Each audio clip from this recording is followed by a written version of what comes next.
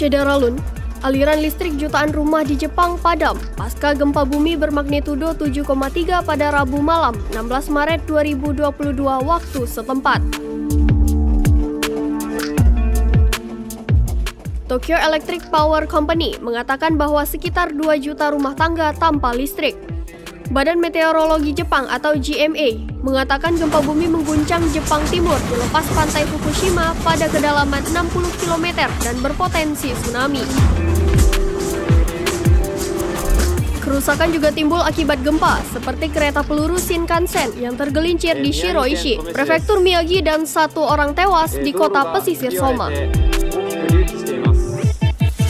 Kantor berita AFP melaporkan, Badan Meteorologi Jepang menyebut gempa juga mengguncang ibu kota Tokyo dan memicu peringatan tsunami untuk beberapa bagian pantai timur laut.